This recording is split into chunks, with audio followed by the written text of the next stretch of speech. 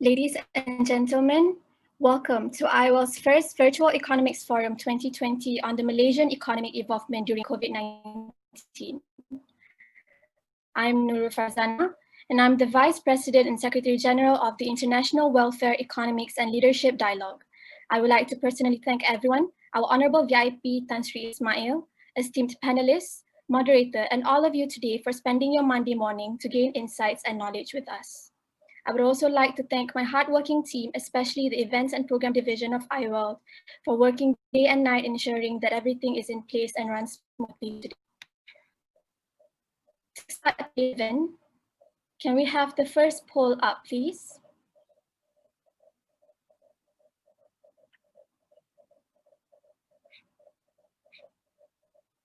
Participants, we would appreciate it if you can participate in our poll and share your view on this. I'll give you a few seconds.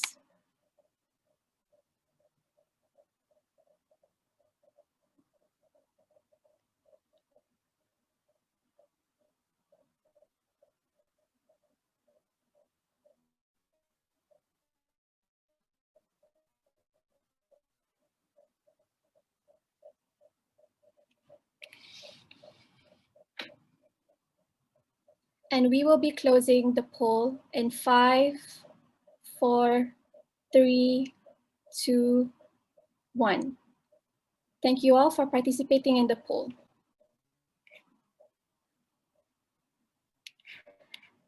Before we begin, I would like to kindly inform and remind everyone of today's webinar's house rules. Please note to use the Zoom app. Those who are on browser, you are unable to view or participate in the poll. All participants will be on mute. The Q&A function is enabled at all times. Please feel free to type in your questions in the question box below. If the forums get disconnected due to technical or network error, please rejoin via the Zoom link sent to you. This session is being recorded and may be posted on social media. Now, without further ado, I would like to cordially invite our special guest today, Tan Sri Ismail, the former Malaysian Chief Secretary and Chairman of Bank Islam Malaysia Berhad and Bintulu Port Holding Berhad, to event with a keynote speech as well as to officiate today's forum. Tan Sri, the floor is yours.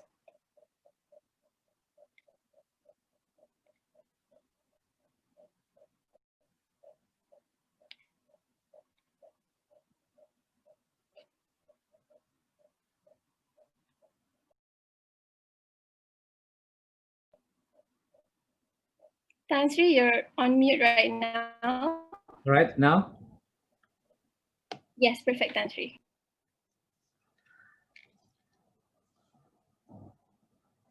Bismillahirrahmanirrahim.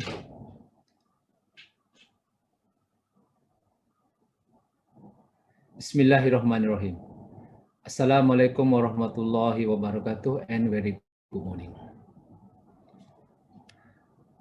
Ladies and gentlemen, let me first congratulating all of you for participating in this virtual economic forum, Malaysian economic involvement during COVID-19.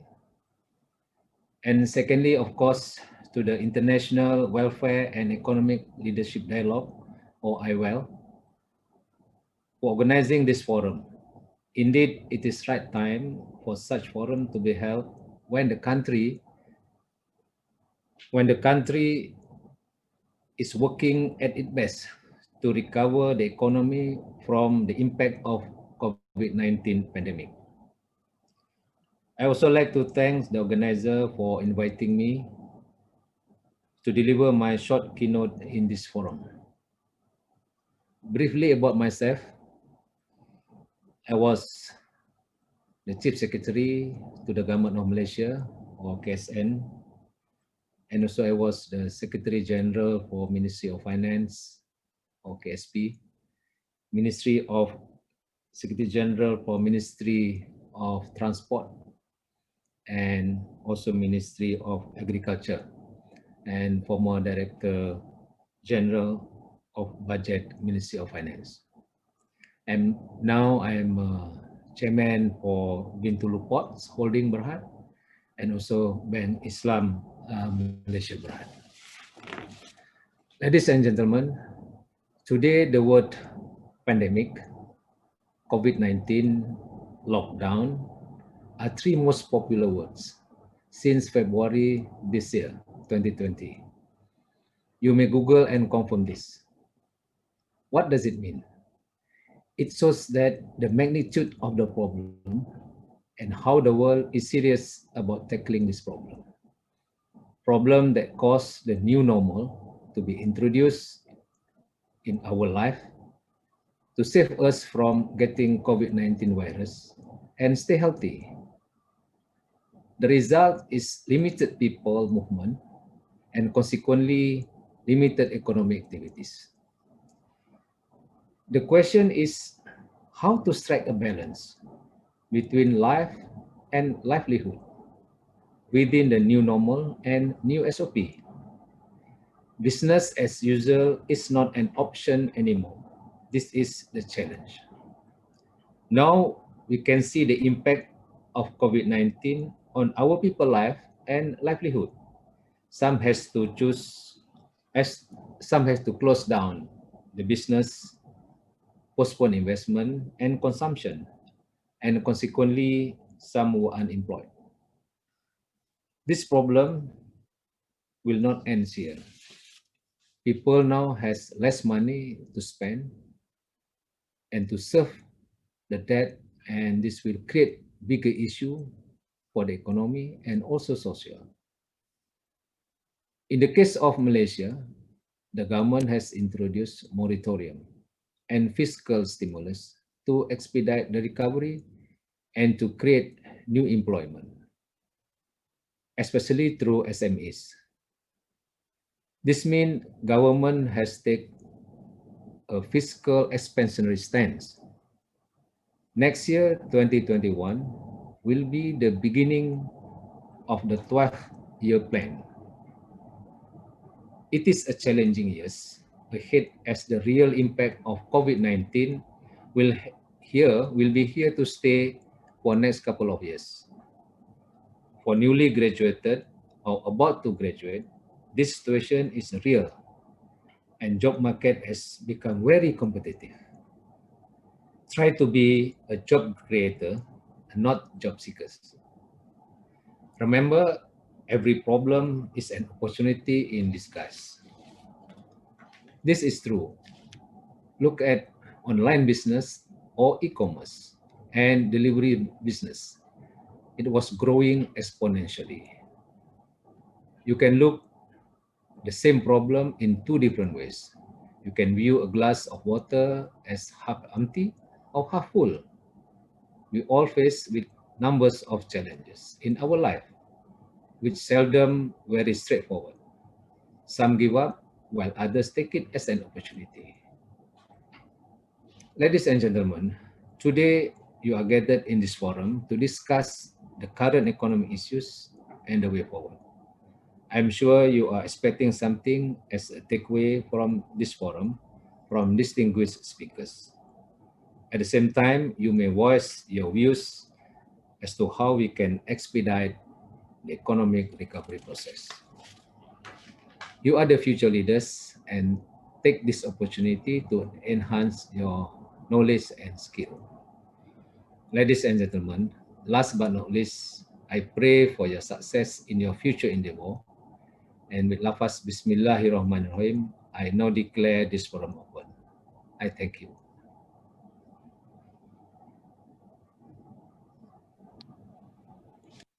Thank you very much, Tan Sri, for that wonderful speech and for officiating our event today. Now moving on, moderating today's affair is Nurul Jasmin from University of Malaya. Over to you now, Jasmin. Thank you so much, Anna, and thank you, I-WELD, for giving me this opportunity. Welcome and hello, everyone. I hope all of you are doing great and are having a lovely time at home or wherever you are. Also, I would like to take this opportunity to thank Tan Sri Ismail Bakar for gracing us with his presence today. First, let me introduce myself. My name is Jasmin, second-year economics student from University of Malaya, and I will be your moderator for today. As you all already know, today our topic is regarding the Malaysian economic involvement during COVID-19. Ever since our country is being attacked by the coronavirus, this pandemic has had a major impact in Malaysia, and of course, the most affected ones are the vulnerable households. When we take a look into a research done by UNICEF Malaysia, issued on October 2020, the COVID-19 crisis has pushed more families into poverty, with 1 and 2 of the families now living in absolute poverty. Also, due to COVID, many people lose their job, businesses are not doing well, and some of them even have to shut down their business. As we can see in Budget 2021 allocations, of course, we need to talk about budget. We can say that government shows commitment to the welfare of the people, which is also one of the integral goals, rakyat's well-being. Government also expects that the economy to recover in 2021. However, the specialists doubt that as they expect it to take more than a year. So that is why we have our distinguished speakers today, an expert in their own field, to discuss about this issue from different perspectives. Without further ado, let me introduce our speakers for today. We have Ms. Mazlina Rahman, economist at MIDF Research, Mr. Hanzo, Grandmaster of Sales Ninja, Mr. Edmund, founder of Inside Scoop, and last but not least, Mr. Danial, chairperson of UKEC for 2019 and 2020 term. Now, for our first module, Introduction to Economy in Malaysia, I would like to invite our first speaker, Ms. Mazlina Rahman. She has almost 6 years of working experience in fields such as investment banking and education, and has published several papers in international journals. Ms. Mazlina, the floor is yours.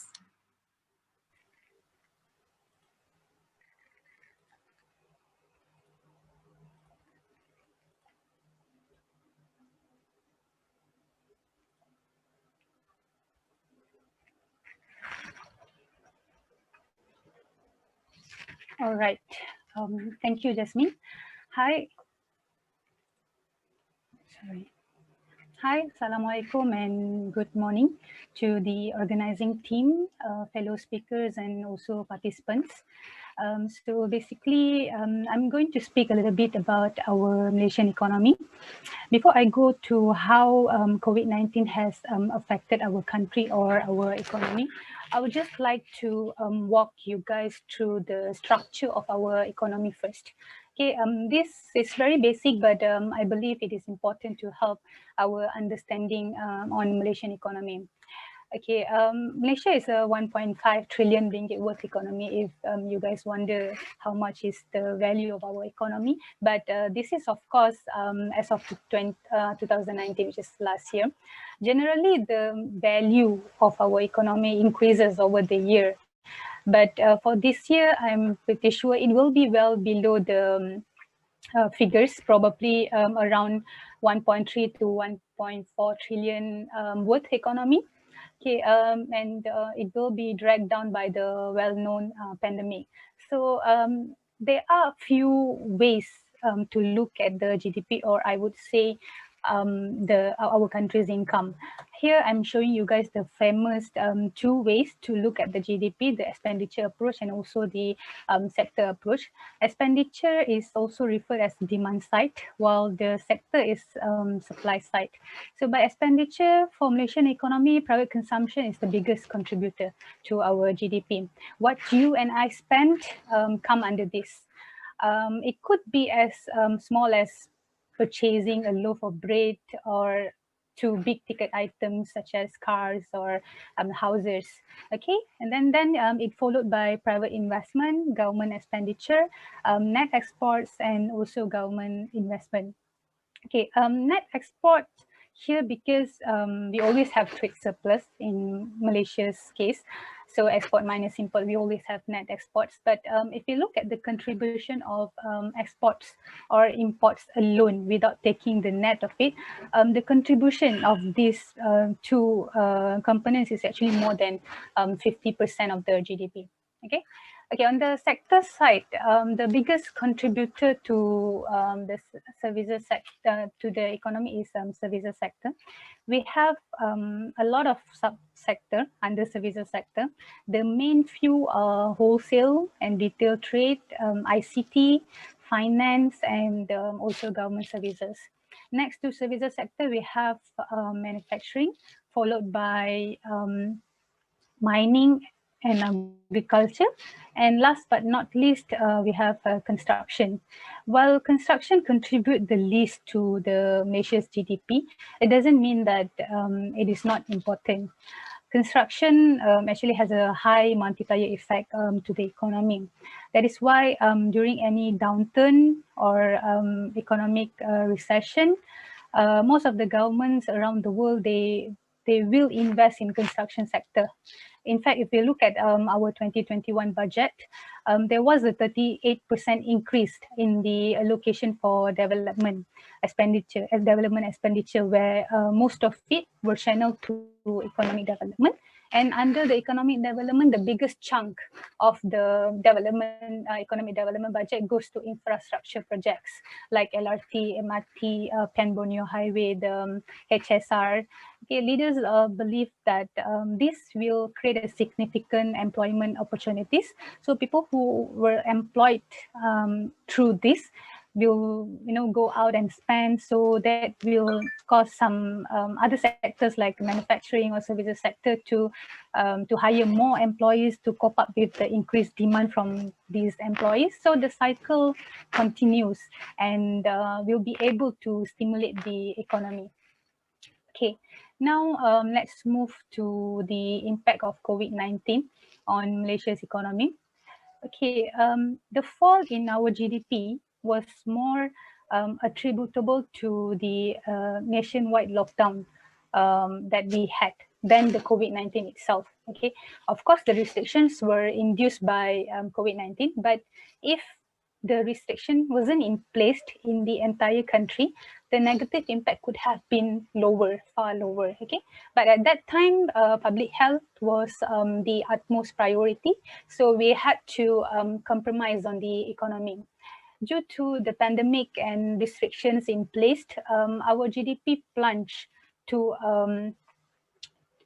a record low of 17.1% in second quarter of this year. By expenditure, all but government consumption contributed negatively to the growth. This will always be the case during any recession. Usually the government expenditure will be positive because they will be the one who try to stimulate the economy. Okay. And then by sector, all but agriculture contributed negatively to the growth. All the sectors except agriculture actually recorded double-digit declines during this quarter because of the MCO. Agriculture managed to record expansion because one of the factors is the price factor, because the price was quite high. So it benefits us because we are one of the largest exporter of palm oil. And of course, during recession, the demand for food products will continue to be there somehow. So it kind of helped the agriculture sector. Okay. And then besides that, even if you look at the labor market, the unemployment rate shoot up to a record high of 5.3% in May, as more and more companies had to retrench employees as they could not cope up with the pandemic. Okay, but we opine that the trough was in second quarter, as most of the macroeconomic indicators have started to improve gradually over time, in line with the relaxation of the restriction by stages in Malaysia, even around the world. Okay, exports and industrial production have returned and sustained positive growth in September. These exports, distributive sales, the IPI numbers that you can look currently on your screen is actually a more frequent data for our economy besides the GDP data, because GDP data is being released on quarterly basis. So if you want to know, you want to get the most latest update, you can refer to this data. This data will be released on monthly basis. Okay, so this data actually have showed some positive recovery, especially for the exports and IPI. But for the retail sales, it's taking a bit longer, but it has also returned to positive growth as in September, the latest available data. Okay, and this improvement of these indicators were reflected in the third quarter GDP. for our economy. Okay, it's even though it's still recorded decline at 2.7%, but it is far better than what we had in the second quarter. In fact, just for a comparison, if you look at the GDP growth by selected country, I purposely put it there. It is comparison with ASEAN 5 countries. Okay, so we was the worst performer among ASEAN 5 countries in the second quarter. But our recovery from the shock is faster than our peers when we refer to the third quarter performance. When we had a 17.1%, which is the highest in the second quarter, and now we had the least contraction, compared to other our peer countries.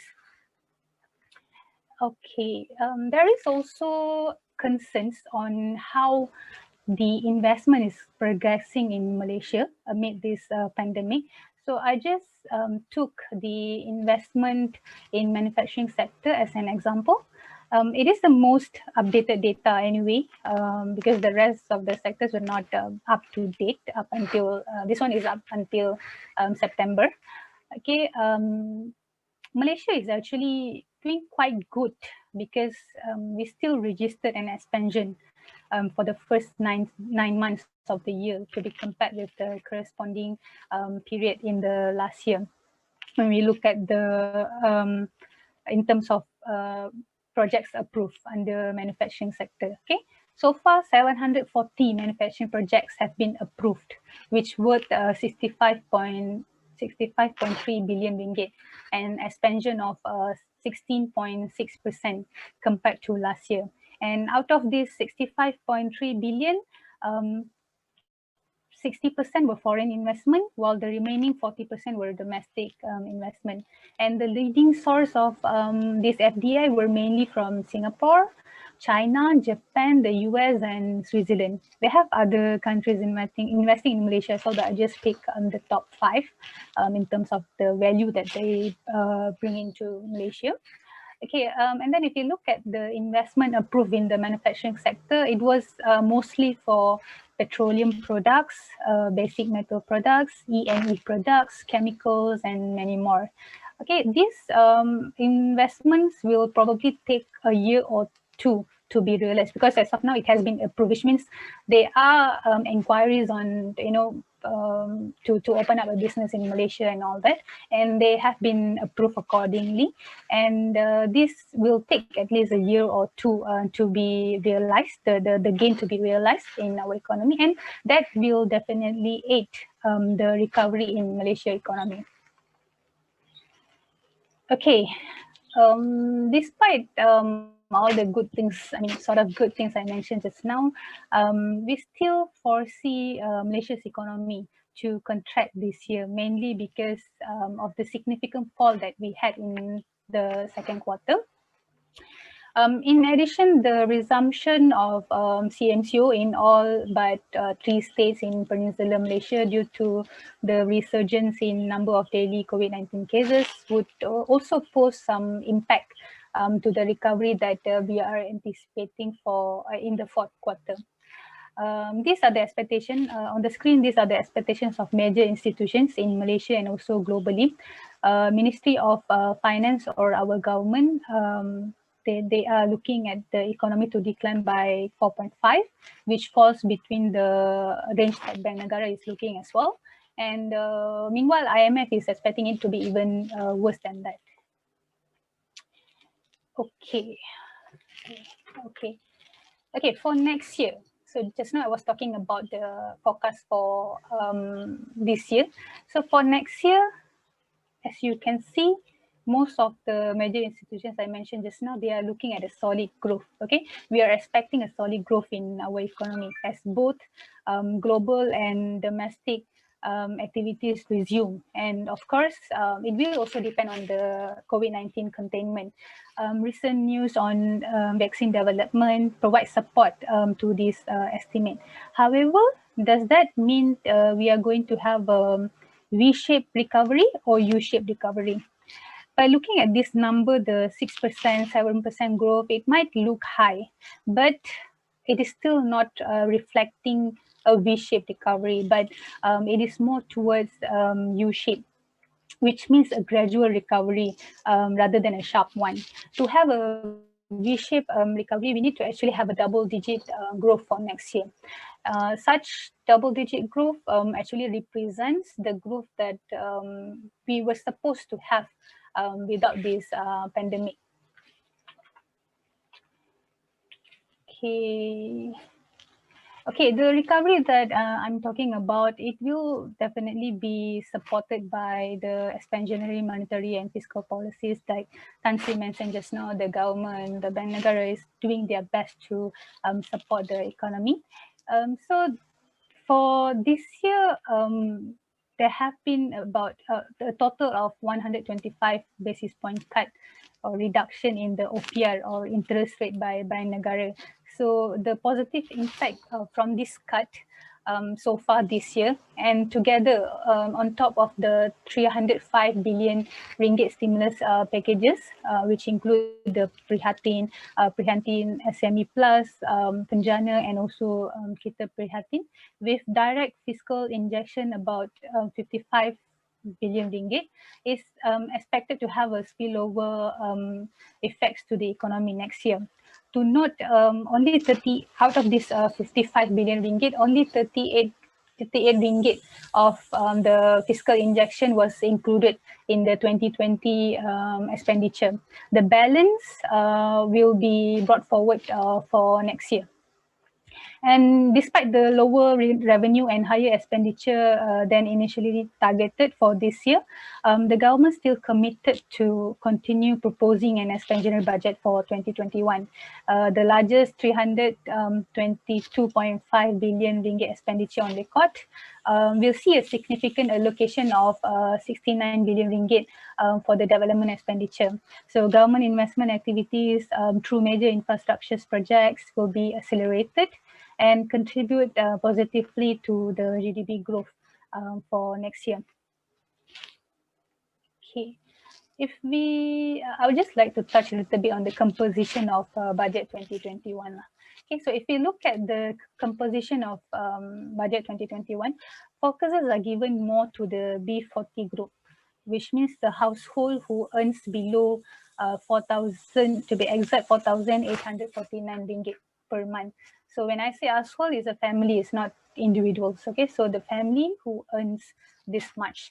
So there were a number of assistance directed to them, such as the cash handouts through Bantuan Prihatin and extended moratorium and quite a number of other measures. Why? Because this group of people on the brink of ruin that has to be cared first. They are considered the backbone of our economy in terms of their number. If you look at the 2.91 million, they represent 2.91 million household in Malaysia. But despite such large population, their income share is just 16%. So that is why importance are given to them to improve their disposable income so that they can continue to spend and stimulate the economy. Don't forget that, as I mentioned earlier just now, the private consumption is the biggest contributor to our GDP. That's why if you look at government stimuluses and all that, they were quite a lot of measures that they tried to, give more money to the people out there. Okay. But that doesn't mean that M40 group is completely being neglected. They still get something, little bit here and there, but the most significant one, I would say, the lower income tax rate and the lower EPF employee contribution rate, because this will increase their take-home pay. Okay, even though we expect the economy to continue improving backed by all these stimuluses, there are still a number of downside risks to the economy. COVID-19 will continue to be the major uncertainty until a vaccine is found. New waves could always take a toll on the economic performances. Also, a slow recovery in labor market. The unemployment rate is still far above the pre-pandemic levels. This will affect consumption. So we hope that government initiatives by creating 50,000 job opportunities in GLCs on contract basis and the accelerations of mega project which has potential to to substantial job creations to help a faster recovery in the labor market. Then our own political stability is a concern to the growth outlook as well, because it affects the business sentiment, the investment coming in and all that. It kind of influence that. And besides that, we have trade wars and volatility in commodity prices, particularly on oil prices, are some other risks to our economy as well. So, all right, I think with that, I end my presentation. Over to you, Ms. Jasmin. Thank you so much, Ms. Mazlina, for the great presentation and on the detailed explanation on the economic situation in Malaysia. So next, ladies and gentlemen, we are pleased to welcome Mr. Hanzo from Sales Ninja for our second module, Business After COVID-19. Is there hope for our country? Mr. Hanzo has helped over 12,000 people across 30 plus industries to achieve their sales targets. His clients include #1 companies in the world like Harta Lega, MNCs like Panasonic, and over 800 clients. Mr. Hanzo, the floor is yours. Good morning. Thanks for inviting me. And here we go. Can business survive in 2020? One of my favorite topics ever, because that's what I do for a living. I help companies to survive, to succeed, to achieve revenue growth, to scale, to go to different countries. My topic today, business after COVID-19. Is there hope for our country? Because as you all know, many businesses already tutup kedai. As you drive around, you'll see for sale, to let, for sale, to let, for sale. So many already did. Now, the question is, how can we survive this after COVID-19 pandemic, even though vaccine may be delayed? Even, yeah, they may say they have developing vaccine now, but globally, there are so many people. How on earth are we going to get jabs on a mass scale? So businesses have to survive. There are a lot of change to make. And today I'd like to share with you how to do so. So a little bit about me. I help many type of corporate clients all around Southeast Asia to do one thing and one thing only, which is business growth and sales growth. And based on my observation, you know, during MCO March 18, what happened in many businesses? First 2 weeks lockdown, March 18 to end of March, right? Some people have the wait and see mindset. Nanti dulu wait and see. If government makes certain announcement, I will do certain things. So many businesses just adopt the wait and see mentality. And then I also have some feedback from my clients that some employees have that, 2 weeks holiday, but get paid. So many is in this kind of state of mind in MCO 1.0. Some businesses, those very established one, was having a mindset, I still can tahan, no problem. 2 weeks, my cash flow will not be affected. I still can tahan. So this is MCO 1.0. And then what happened? Government did extension, correct? So because when government did extension, they start to panic. They start to move. Some companies are like, I need to change. Some companies says, you know what, I don't know what to do, and they decide not to do anything. So that's basically MCO 2.0. So MCO 3.0, the pre-Hatin schemes comes out. So many people complain. The SME community make a lot of noise saying that we are not helped. So that's where government start to announce some schemes for the SMEs as well. So they start to get very happy. And after that, many people start to realize, oh my God, I need to change now. I cannot resist to change. So this is basically the quick MCO rundown on companies and also people. And then what happens in between? We all know Esprit has already bankrupt, right? They closed all their stores in Malaysia together with a lot of other businesses. Now, this is just retail because it's the most visual. We can see, we can pass by, we hear World of Buzz or Sales.com mentioning all these things. Robinson is the latest news, correct? Already, I got friends queuing up to get the last minute clearance sales.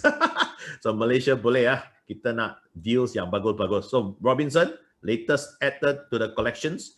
And according to the Star, there are 30,000 SMEs already shuttered since the beginning of MCO. So 30,000 cannot tahan anymore. They never change. They don't know how to digitize. The business model is obsolete.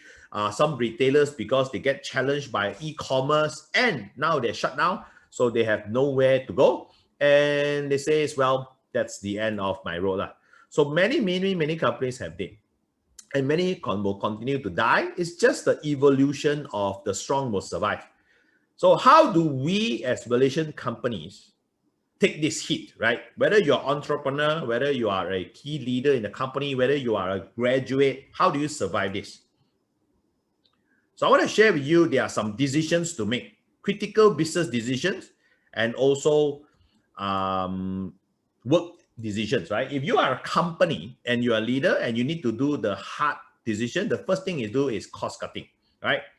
Oh, not enough cash flow to pay salary. So what do companies do? 10% deduction, 30% if you're above your senior managers, cut off the new hiring, cut off new machineries, cut off new purchases, cut off OT, cut off incentive, cut. So why do companies do cost cutting? Is because they want to have cash to preserve the business. And once the cash flow is okay, company starts to change. Although some company, they never cut, they change straight, but nonetheless, there are 4 decisions to make. Change. So I'm going to talk about this in my next slide, but many companies have to change product lines, change delivery method, change processes, change the skill sets of the people in the company. Many things to change. Now, there are some companies that did not cut and challenge themselves. Challenge themselves is the category where the companies, businesses, want to win and want to overtake competitors and want to just, okay, never mind. If this doesn't work, let's go on another strategy. So I call this the challenge mindset, where companies just pivot over to a new business model or even to a new sales and marketing strategy. And then there's the giant companies that went and conquer market share. Oh, my competitors are shrinking. Why don't I overtake them right away? So these are the conquerors. So the strong will survive no matter what. So these are 4 decisions that companies have to make, and even employees have to make when tough times like this come in. Okay, cutting. Oh, maybe your company cut your salary. What do? You still need to cut your costs, your personal expenses. There are some things to change. So skill sets, right? Some say, hey, digital marketing must learn. Correct, because we are all selling online right now. Challenging yourself. Work harder, work longer. Work at weekends. So these are some of the ways to challenge ourselves to change. And I would like to offer all the participants today our model for survival. So it's called a sharp mindset, like ninja, got to be sharp. So sharp is an acronym. The first one is called the Soushin mindset. Soushin is a Japanese word that means beginner's mind, startup mentality. So there are many companies out there, whether you are 10 years, 20, 30, 50, 100 years old company, cannot survive unless they go down to startup level. Like for example, I got one customer, they are a 100 years old manufacturer. And because of this shutdown, suddenly they got no distribution channels to go to, no retailers to sell to, as they are in a dealer selling environment. So they have no way to do except to go for webinars, because you cannot visit people during the pandemic. You visit people during MCO, the only way is for them to learn new things. So this is called Soushin mindset, beginner's mind. Don't treat yourself as a big company, treat yourself as a startup company and start from zero, because nobody has ever dealt with this crisis before. Nobody. They may have dealt with the 97 crisis, the 2001 crisis, they may have SARS crisis, but never before the world has shut down all their doors to commercial activities like this COVID-19 pandemic. So the only way to survive is having the Soushin mindset. Open mind, learn from zero, and absorb as fast as possible. That's number 1. And number 2, once the mindset is I'm startup company, like if those days Nokia have the mindset of, hey, we are not a hardware business, we are a software business, they probably will make some changes, but because they are thinking they are hardware business, then other people start to come, right? The iPhone guys and the Google Android guys. So all these companies, once upon a time, giant. Kodak has been bankrupt even after 100 years because they don't adopt the Soushin mindset, startup mentality. Look at what's latest right now. So as you can see, TikTok is taking over the world, correct or not? Because it has some very user-generated content-based strategy involved that Facebook is not going to catch up. Okay, so this is why even in US, Trump forced them to sell the US business to the Americans. So Soushin, startup mentality, okay? You can innovate very good with this kind of mindset. The second thing is human needs to change. There are a lot of people who has working in a company for many years. So their skill set is built with the old business model. So if right now the company says, hey, let's have work from home, let's talk over Zoom meetings or Microsoft Teams, and let's do CRM updates over here without a physical sales meeting. Some people cannot accept because they are in their 50s, or even they are not tech savvy in their 40s. So they are, I won't say dinosaur, but they have ability to, the change ability is slower. But humans need to change, and need to change extremely fast, because we all know that COVID-19 has accelerated the digitization of every company. And if people still have the mindset of using the old ways to do business and do sales, then the company's businesses cannot survive. Just like the retail store, I open, I wait for people to come. This is the old model, right? Because people do come. But because of pandemic, tutup kedai, what should you do? The only way is delivery, right? So that's called human change. Human need to change the habits. Human needs to change the skill sets. Human need to change a lot of things to move on to the new world, because we are in a new world right now. And I always share with my clients, yes, offline eventually will come back, but online will only grow bigger. So they are not going to be able to survive if they just rely back on offline. Third thing, I think businesses in Malaysia can survive is the agility. Agility in making decisions. I got some clients during MCO that do not want to change. Took them 2 months to do a simple decision. Where else, some companies in 2 days already make the decision. Simple, webinar. Webinar is so common, so easy to do, and it's free, right? You can do a Zoom meet, which probably costs a bit of money, but Facebook Live is free. So there's so many tools and resources out there already available to do marketing, but some companies took a while before they even change. So agility, change fast, then we can survive. And if your company change, you also must change. The fourth thing for us to survive in Malaysia is we got to build solid relationship. For example, during MCO, my team work at night, my team work weekend, my team also work during public holidays. And people say like, wow, how do you get your whole, I got 3 companies. So how do you get all your guys to have that kind of commitment? The key answer is relationship. Because all my guys are motivated, I motivate them, and we have very good relationship bonding, and I give them a lot of ideas. Because of this relationship, we are now a team, and we can fight through this crisis, and that's why we survive today, and also no cost cutting whatsoever in their salaries. So relationship is very important to survive a business crisis. Lastly, no matter what happened, we still have to remain positive, okay? Positive mindset is not going to, it's something is evergreen, right? You got to think, I can do this. I'm going to find a way. I'm a fighter. I will never quit. I am going to change. I am going to innovate. I'm going to launch new product range. I'm going to serve a different target segment. I'm going to come down in pricing. I'm going to add value. There are so many things for humans to change, and remaining positive gives you that kind of energy for you to move on no matter what happens in the Malaysian business context. So this is the sharp mindset. Soshin, startup mindset. Human need to change in all kinds of level, knowledge, mindset, skill set, and activities. Agility, change fast. Build relationship with people, whether your network, your suppliers, all this is part of relationship as well. And being positive to make sure that we can fight through this crisis as Malaysian companies. So this is one of my famous motivation quote lah. We can do it. Money, money, money, DUIT. Money pays the bills. So always have the mindset that we can do it. And with that, if you'd like to know more information about my ideas, you can follow me on Facebook or LinkedIn at Sales Ninja Hanzo. Thank you very much for inviting me. So that will be the end of my session. Thank you.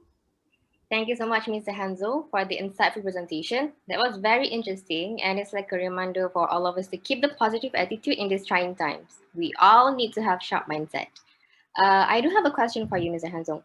So do you think what values should a teenager have in them in order to become a successful entrepreneur as a teenager?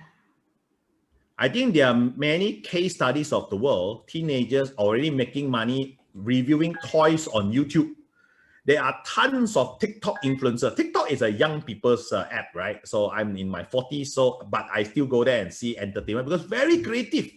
So I would suggest, right with the trends, characteristic is you must play TikTok, you must master TikTok. Don't use for entertainment, use for education, and don't use for fun, use for F-U-N-D, fun. And you can make money in other platforms. Don't go there to see what other people are doing. Do it yourself. You are a teenager, you are a young graduate, you can make your life work that way. Tons of it already, tons of people already doing it. Thank you so much, Ms. Hanzo. So now I think I have a motivation to make more videos on TikTok, I guess. Thank you so much.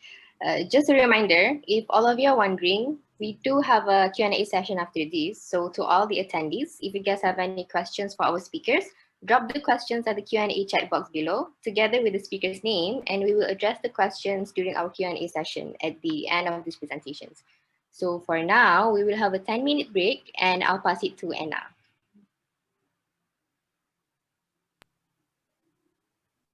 Thank you, Jasmine. I hope all of us have learned a thing or two with the two modules that we've had with Ms. Mazlina and Mr. Hanzo earlier today. All right, for now, everyone, please feel free to have a short break. Get yourself some coffee or tea while you enjoy the rest of the forum today. I would like to remind all of you, if you haven't yet, please check your email and fill in the lucky draw form to win yourself a studio earphones for free worth RM 300 ringgit. We will be closing the lucky draw contest form at 11:15 a.m. today, and we will be announcing the lucky draw winner at the end of the session. Now, can we have the second poll up, please?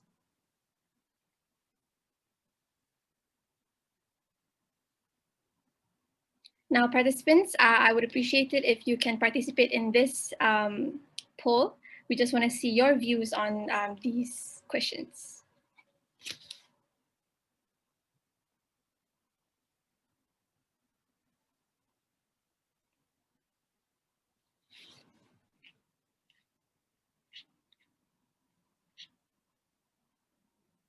We're going to keep the poll for a few seconds.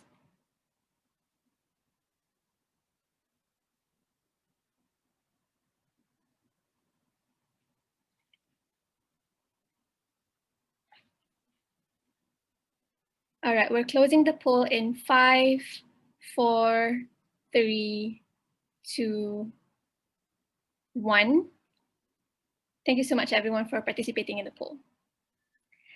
For now, I would like to bid my greatest appreciation to our event partner, Youth Ventures, for being our supporter for supporting our VF Virtual Economics Forum today. Without your support, we wouldn't be able to pull this event off. With that, please enjoy this short video by Youth Ventures.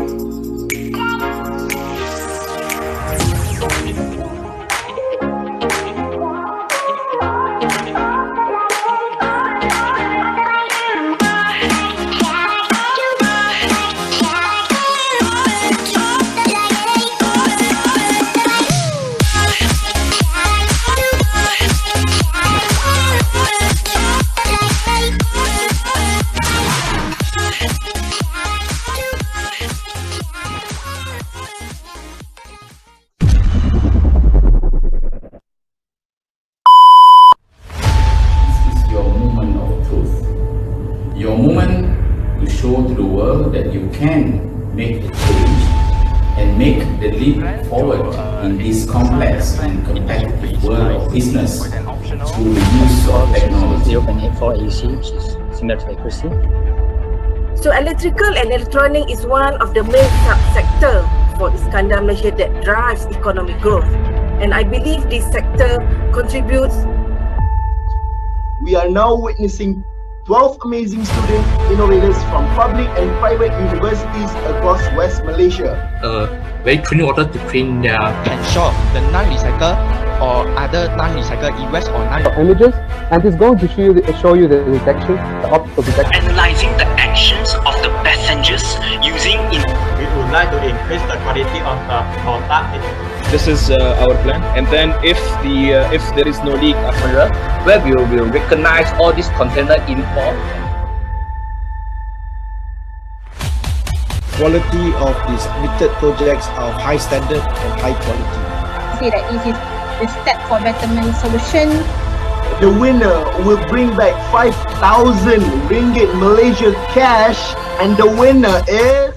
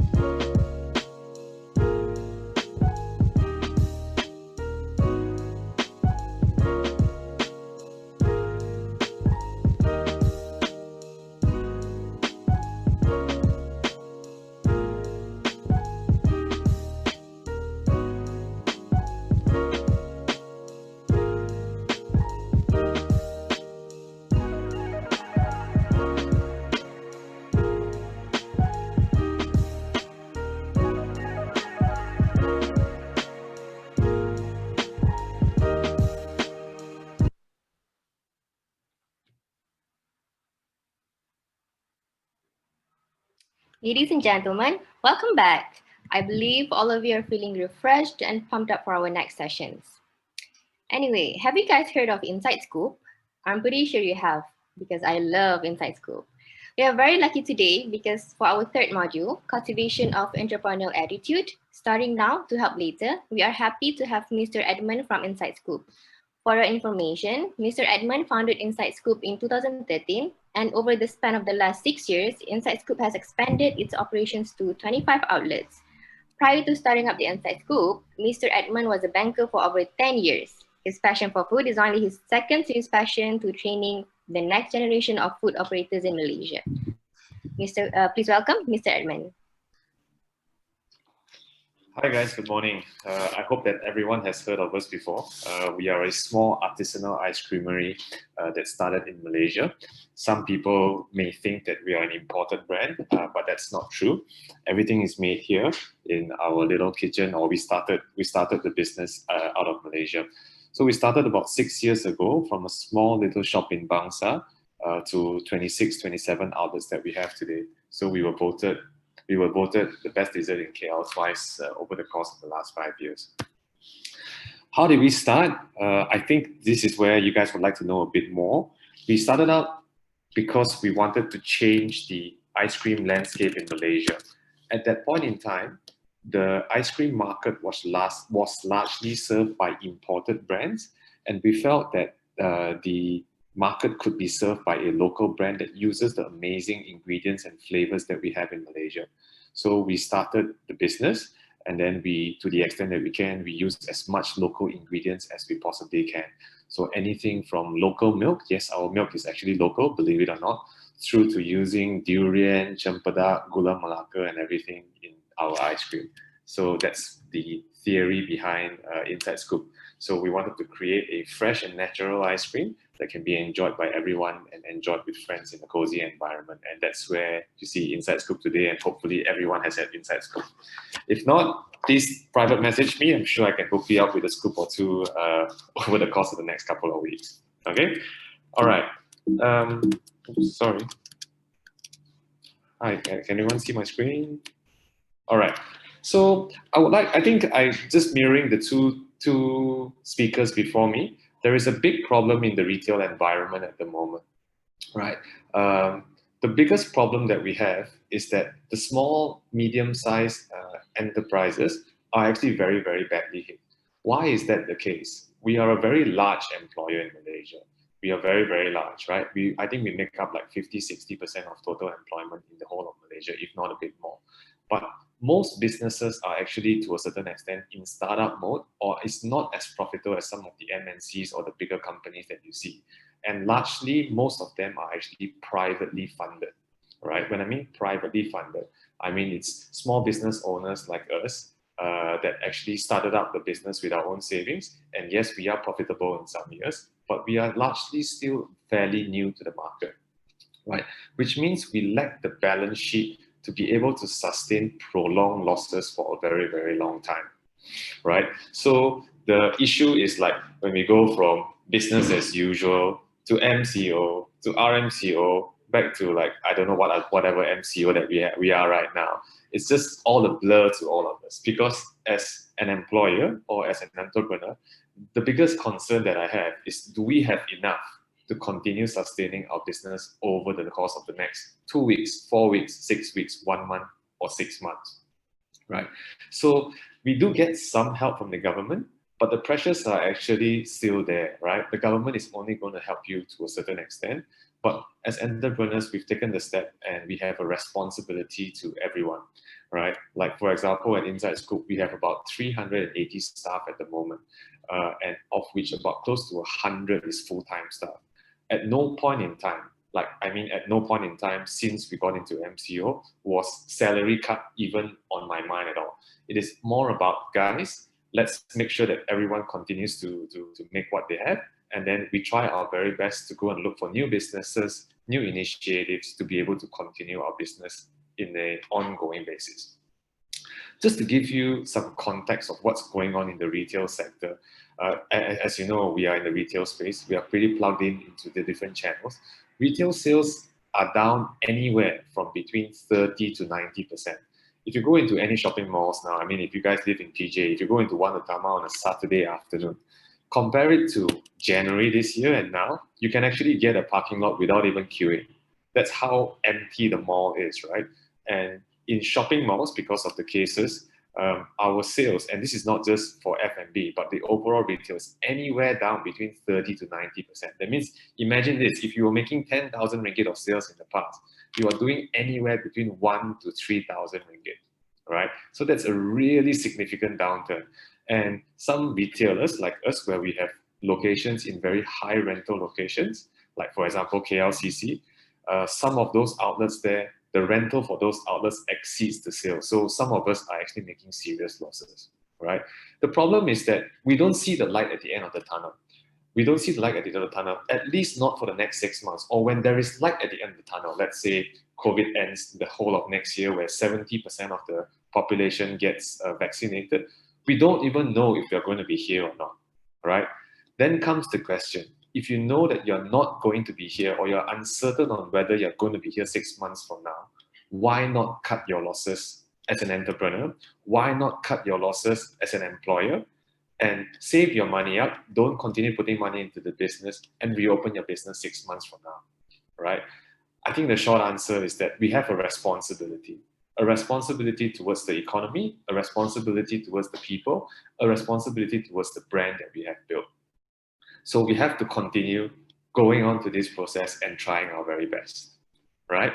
The reality is, what do we do now will actually help us 6 months, 1 year from now. I think Hanzo mentioned two things that I can really resonate to, right?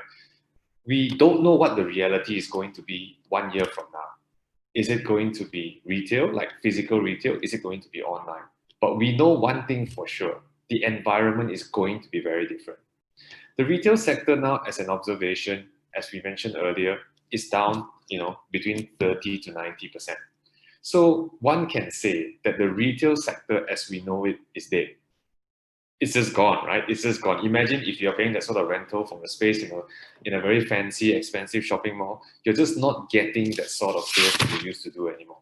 But what are the pockets of interesting things? Like e-commerce, for example, has gone through the roof, right? E-commerce 11/11, I think it's probably the biggest 11/11 that they've ever seen in Malaysia. And then if you look at a broader sector, you still see companies that are doing really well in the retail space, right? And I mean retail space. Let's look at Apple, for example. I think their cash reserve now, if I'm not mistaken, exceeds the GDP of Malaysia, if I'm not mistaken. That is how crazy things are like throughout the world. So the question that I continually ask my team and myself is, what can we do to capitalize on the problem that everybody is facing? The problem is not unique to us. The problem is not unique to us. We just have to understand the problem, assess the problem, react to it accordingly, and then see what happens next. Because there is no such thing as an end-all solution in the first instance. We have to start the mindset to pivot accordingly today. And when we are doing new initiatives and new ideas, right, it may or may not work, but that's okay. We have to continue to evolve the story, or we have to continue evolving our business model so that we can react to it, benefit from it 6 months, 1 year, even 10 years from now, because the environment is going to change. That's what the theme is for Inside Scoop throughout the entire year this year, is change, change, change. Let's welcome it. Really, let's just welcome all the change that we can make and then try and understand how we can benefit from it in future, right? For example, in the retail sector today, I think e-commerce is already very widely covered.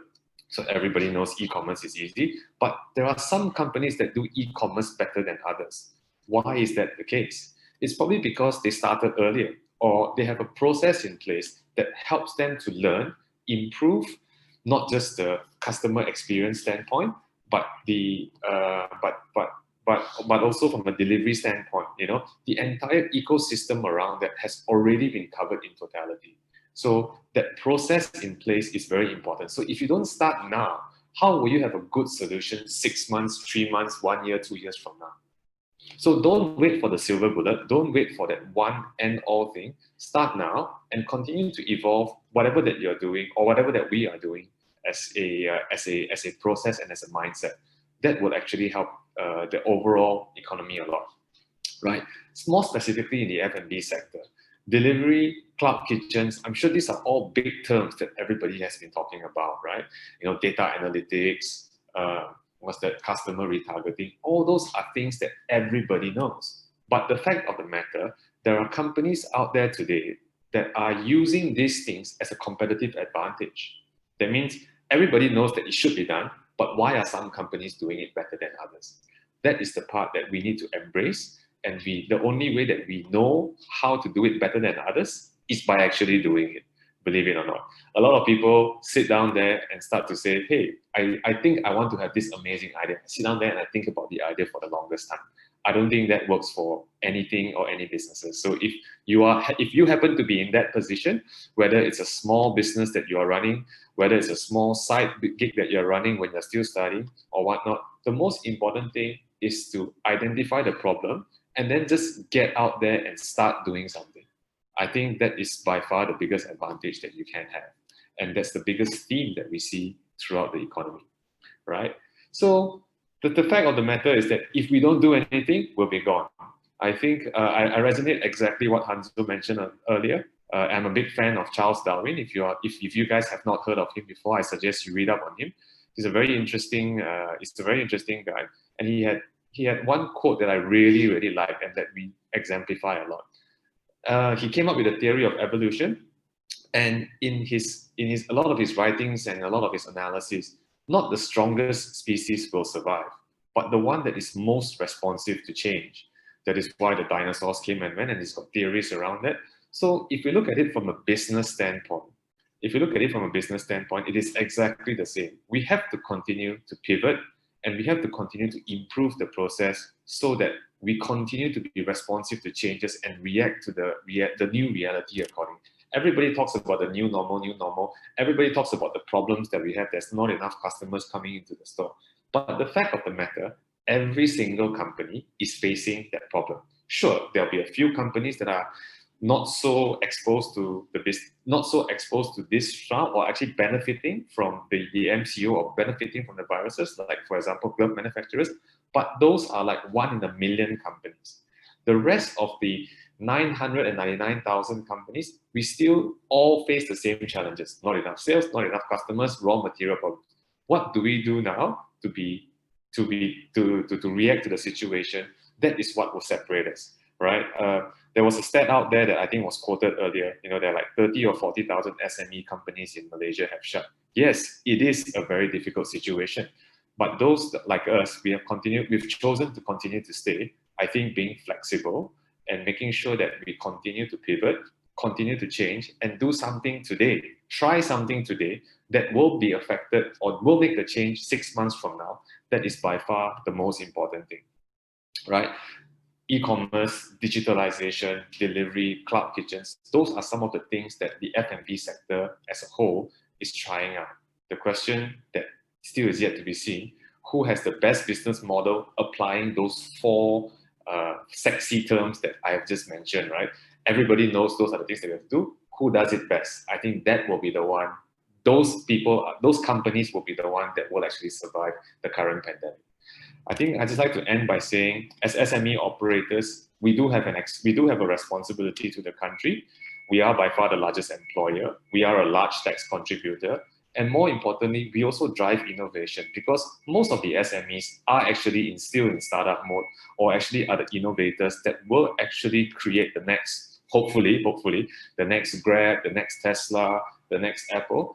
We have a chance to be something amazing beyond just, serving a small scoop of ice cream.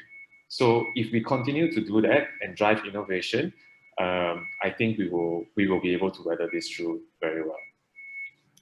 Okay, that's all I have for now.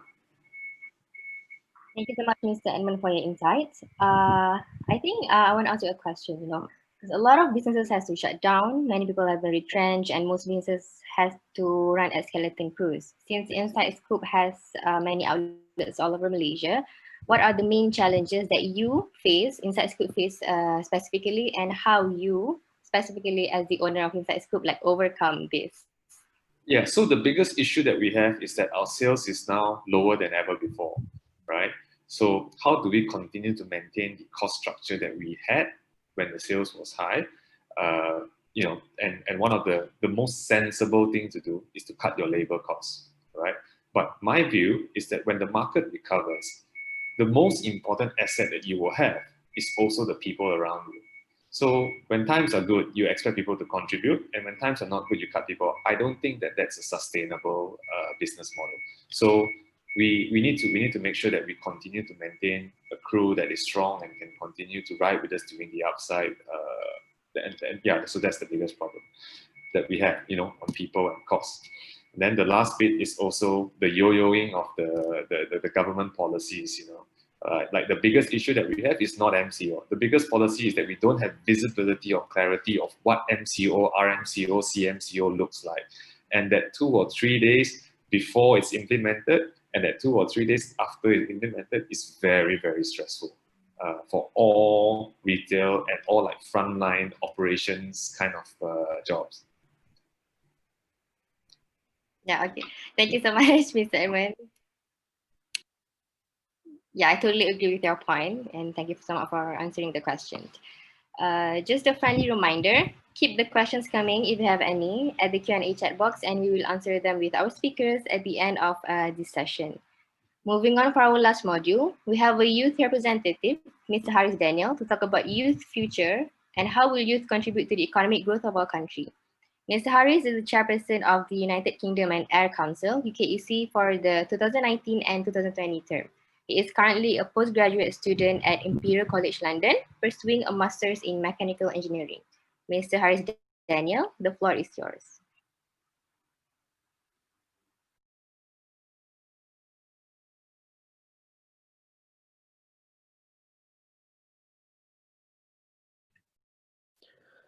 Hello, everyone. Let me just put this to full screen. All right, so very good morning to everyone who is in Malaysia right now. My presentation today, or my talk, it's regarding the struggle of the Malaysian youth in the current economics. So I've structured my presentation and called it COVID-nomics because I feel that it deserves a name on its own, such as how different prime ministers from each country has their own economic policies. I feel like COVID-19 has really changed the fundamental structure of how different countries' economic system works. So my talk will be divided into 3 main parts. So the first one, I'll give you a very brief overview of how the different types of recession has impacted Malaysia and the countries globally. So it's a very interesting thing for us to look at all the different types of recessions that has happened throughout the past 3 to 4 decades. Second, we will dive into the struggle of Malaysian youths in the current economic downturn. How are we surviving? How are we trying to stay afloat in the current pandemic? And last but not least, of course, what can Malaysia and also Malaysians do in order for us to come out on top of this crisis? So it's not the first time we've been in a financial crisis. As a matter of fact, we've been in a financial crisis quite a few times. So let us unravel the old economic recessions and understand what has happened. So if we look at the macroeconomic trend, meaning the overall helicopter view of how our economic growth has been in the past. So the green bars at the bottom, so it represents our GDP growth, so the annual percentage change. As you can see, we are constantly in the green zone throughout the establishment of or the inception of Malaysia itself since 1957, since we reached independence. There's only been 3 times where we've been in the reds. So the first one is actually in 1985. Second one was during 1998, and the third one in 2009. So it's sort of like as if since the 1980s, every 10 years or every decade or so, there will be a financial crisis. Some people say that this is something that is inevitable, given that the fast-paced that the world is changing nowadays, and hence there needs to be a balance on the growth of our economy. So I feel like the fourth recession that Malaysia is in is also accelerated by the fact that the world has become more globalized nowadays. If you look at this graph, the rate of globalization has increased. So we hear this term a lot, globalization, but what does it actually mean? It means a world without borders. It also means that we are more interconnected or interdependent amongst each other more than we think so. So for example, if let's take an example in the 2008 financial crisis. When the US stock market was hit, it affected not just the surrounding region in America, but countries all around the world. Why? Because of globalization, because we depend there's trades and also other factors such as foreign reserves, which connects us with other countries, and hence it's not a microscopic view where only one country is affected. So let us move to the first economic recession actually that Malaysia has undergone, which is in the mid-1980s, where it's known as the Volcker shock, also known as the commodity shock in 1980s. So it is triggered by this economist in the US. So his name is Paul Volcker. So Paul Volcker is actually the chairman of the foreign reserves in the US back from 1979 to 1980s. So this was during President Ronald Reagan's time and Jimmy Carter. So what he did was basically he plunged the US's economy into a recession. So this might seem counterintuitive at first glance, like why would an economist of the country plunge his own economy into recession? But this was a strategic move that he felt was necessary to drive forward America's capitalism. And I feel that this is a very interesting thing. And it goes back to my point on globalization, about how the world is more connected than we think it is. Because if you look back at 1980s, what's one thing that you can remember about Malaysia at that particular time? So it was actually one of the first moments when we have heavily invested into the car industry. So that's when our back then fourth Prime Minister, Dr. Mahathir Mohamad, he has established HICOM, or the High Industry Corporation of Malaysia Berhad.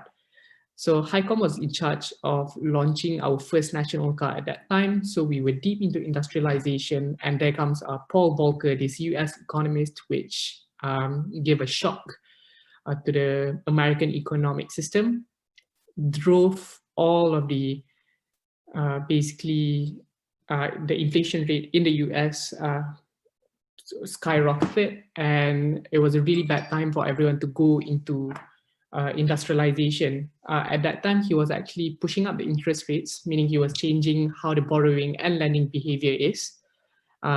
As a result, people are more careful in what they spend and is a bit more frugal.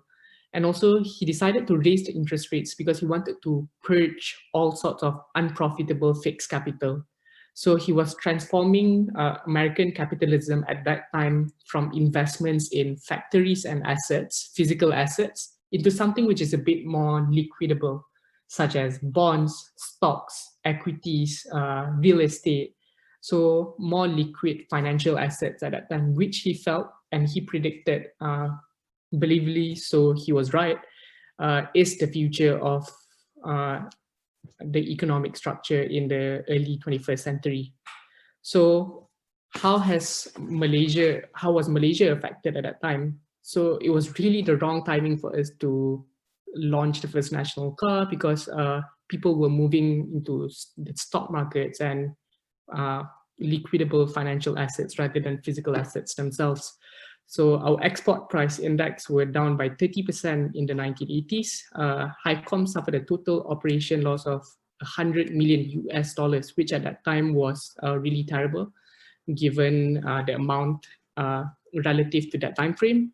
And also we experienced the first negative GDP growth for our country. So the second financial crisis is actually the Asian financial crisis. So this is one of the worst financial crises. It's also known as the Asian contagion. And it started as a sequence of currency devaluations and market crash for the East Asia region, specifically the Southeast Asian. It started in Thailand when the government decided not to peg the local currency to US dollars. So what I mean by that is basically the Thai government at that time has decided to liquidate all of its foreign reserves in US currencies and move it somewhere else so that it is not fully dependent on the United States of America. Of course, that backfired on them. It created a whole wave of financial crisis where the Thai baht and their currency was devaluating very, very rapidly. And that spread to other regions around Thailand as well, like Malaysia, Singapore, Indonesia, Philippines, Vietnam, because there was this speculative mindset at that time by foreign investors that Asia is not a good place to promote for financial growth, for business activities. And of course, again, Malaysia had the wrong timing because at that time we were promoting capital market liberalization initiatives. At that time where Malaysia or the region was experiencing financial crisis, KL was being promoted as the global financial hub to pull in foreign direct investments. That was in our Wawasan 2020 vision and also in the 6th Malaysian Plan in 1991. So how was Malaysia affected? Basically, the inflation rate was at an all-time high of 6.2%. So this is one of the worst inflation rates that Malaysia has experienced until today. The COVID-19 has not surpassed this yet. Hopefully it won't. Secondly, the percentage figure of unemployment tripled over the span of 2 years. So people were losing their jobs. And also this is the second worst recession ever recorded in Malaysian history with a negative 7.65% GDP growth. So the third one is the dot-com bubble burst. So this is something which is really interesting as well. I feel like we talk about this a lot, but we haven't really understood what it means. So allow me to explain. Dot-com bubble burst is also known as the internet bubble. So it began through the rapid rise in the US tech stock equity valuations, which is fueled by investments in internet-based companies such as Yahoo, Oracle, and also Nokia, Intel. So they are basically NASDAQ blue chip technology companies. And back in the early 2000s, it was such a common thing in the US for people to quit their daily jobs and become a stockbroker. So this was very, very common back then because everyone was putting their money into the stock market. Everyone thought that the stock market will never crash. The index kept going higher and higher every single day. And people were making commissions of trading stocks for other people. But of course, whatever goes up must come down. The crash that followed saw NASDAQ index tumble more than 76.8%, which means that a whole lot of people lost a lot of money during the dot-com bubble burst. And of course, due to the rate of globalization at that time, Malaysia was also affected. However, we were one of the luckiest countries in Asia that actually wasn't heavily affected by the dot-com bubble burst. We didn't go into a recession, but our GDP growth that year was a mere 0.7%. And the last financial crisis that we went through, the infamous 2008 financial crisis, so or also known as the housing bubble. You guys can even go on Netflix or search movies on it.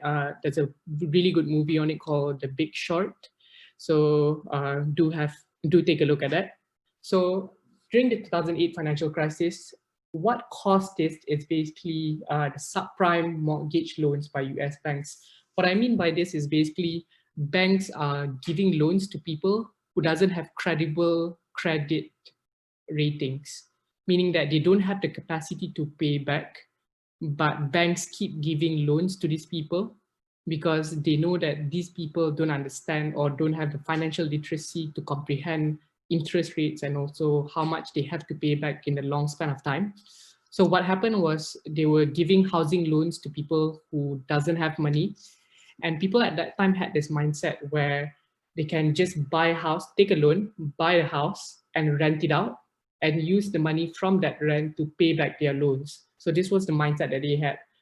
But the problem was that the banks were giving out too much loans.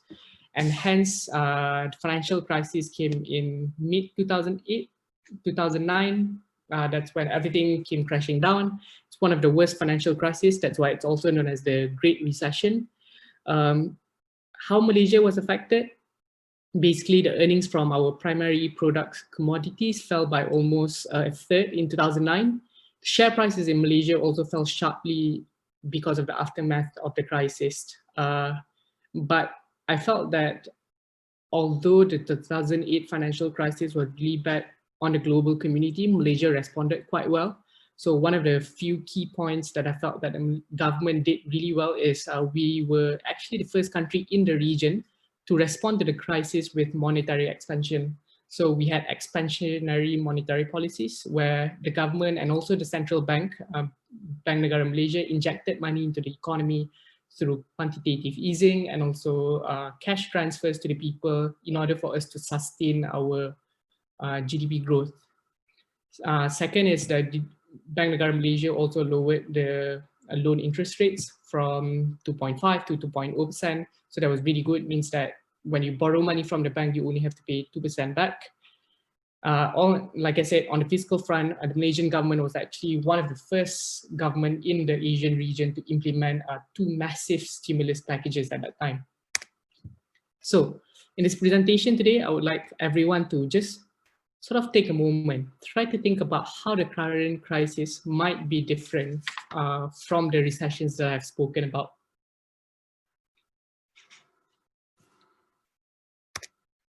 So the COVID-19 global financial crisis is very different. Firstly, because of the magnitude of scale that it has driven throughout the whole world. COVID-19 in Malaysia itself has pushed 500 million people into, not in Malaysia, sorry, the global community, 500 million people into poverty. So if you look, one of the most affected regions undoubtedly is the East Asian and South Asian region, as shown as the graph on the left. The GDP growth has seen a large dip as shown by the red graph in the middle. One of the worst ones, so it's a V downturn. And also we have suffered large GDP losses throughout all Asian countries. Surprisingly, even though the COVID-19 pandemic started in China, China wasn't one of the countries that were most affected. As you can see, the bottom 3 countries that are affected in the Asian region is actually Thailand, Philippines, and also Malaysia. So we're suffering the most throughout this COVID-19 financial crisis.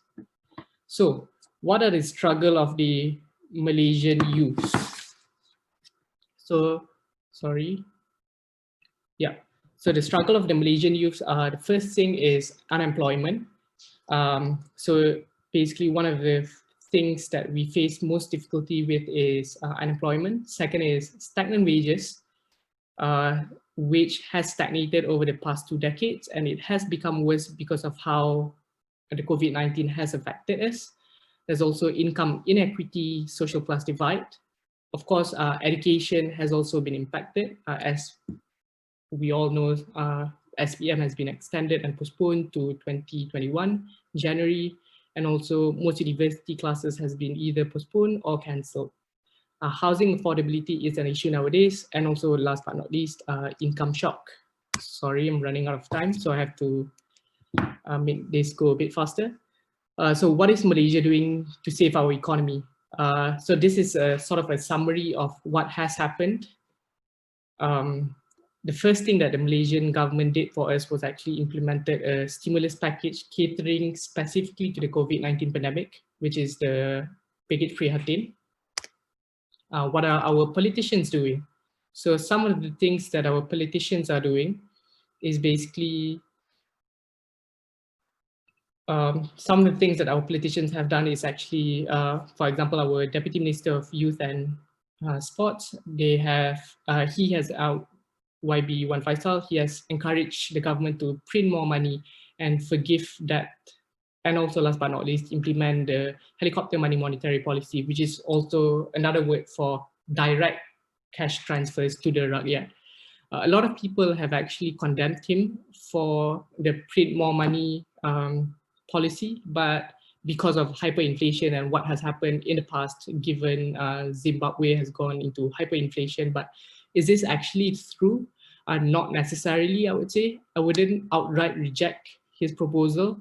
It kind of makes sense, actually, if you want to implement an unconventional monetary policy where you do more cash transfers to the rakyat at this point in time, given that we want to stimulate economic growth.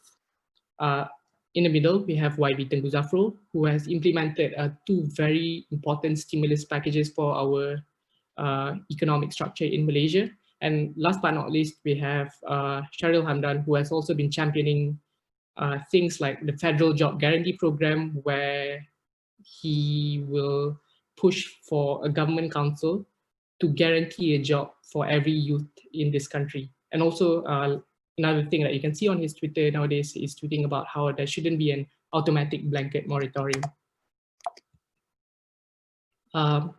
So this is just a summary of what the Malaysian budget consists of. One of the things that I would like to point out here is that if you look at the pie chart on the right, one of the things that we have focused on this year is actually our operational cost. So our development cost this year, perbelanjaan pembangunan, is only at 69 billion ringgit this year. So it's only a small portion of the chart, which is relevant given how the COVID-19 pandemic has set us not on a growth trajectory, but more on sustenance. So what concerns us young Malaysians? So these are just a few key points that I have compiled. You can read them. It's basically what we are getting out of the Belanja 1 2021. So these are just a few key points again, just reiterating some of the things that we can get from the government at this point in time.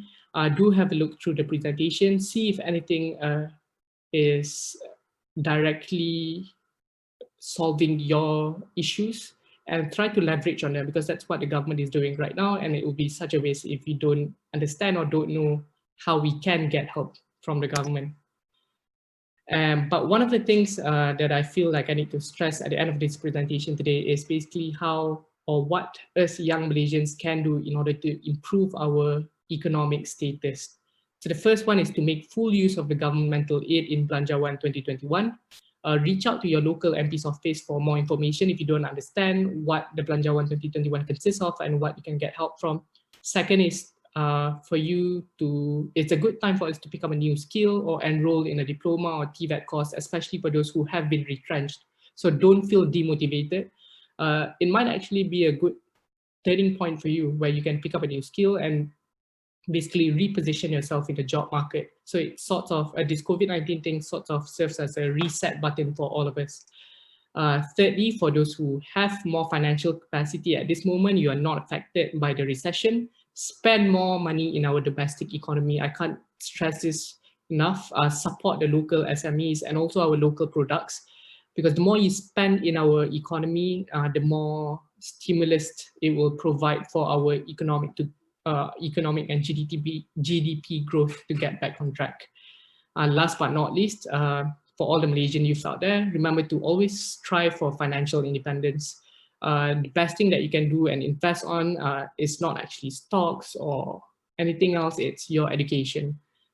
Be financially literate, and once you educate yourselves, you can better manage your fiscal position. Thank you. Thank you so much, Mr. Haris Daniel, for the very informative presentation. I think now it's time for us to proceed to our Q&A session. So now I'm going to address the questions that we received from our attendees. The first question is for Ms. Mazlina. Ms. Mazlina, could you describe to everyone your thoughts on budget 2021? And maybe you can touch a little bit on moratorium. For example, under budget 2021, right? Minister of Finance mentioned that borrowers from B40 groups can choose from two options, which is moratorium for 3 months or reduction by 50% in monthly installments for 6 months. So maybe you can explain to us, because I'm pretty sure many of us want to know, do you think banks can survive if the moratorium continued for another 6 months? Okay. Okay, first to answer the questions on the moratorium, I think I'm actually with the government on this targeted approach in dealing with this moratorium, because that's how it's supposed to be. As the economy is improving, the measures that government announced needs to be more targeted. So it's not being, completely taken out from the plate, but then it is something government give in a more targeted approach. So it will help. It will cater the needs for those who really in need. To answer whether the banks will have, can sustain with another extension and all that, I think it will depends. The bank, they can still make money. Actually, I cannot comment much on the banking side. I'm not allowed to, but just a rough opinion on this.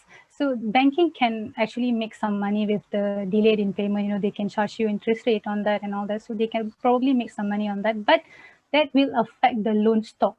Okay, so as the economy is growing, people might, some people who lost their jobs, they could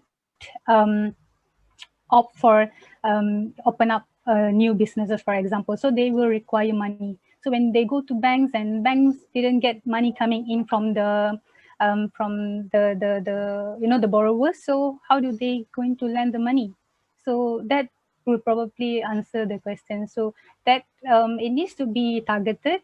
In fact, I think government actually open up everyone, especially the B40 group, and some of the M40, they can actually go and see whether they are qualified for the extension.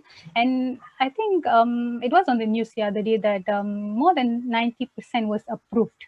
So, and it was also mentioned that about 800 to 900,000 they opt not to continue with the extension, with the moratorium. So they decided to start paying up. So I think it's okay.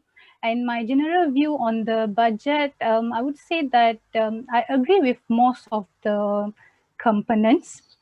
But then, I mean, government trying to put everything on a targeted approach, the loan moratorium, the wage subsidy, and all that, it's good for me. I think it's okay. But maybe my personal view, I don't really agree with the withdrawal of EPF1 account, for example, because I think that it was meant for retirement and it needs to be taken care of.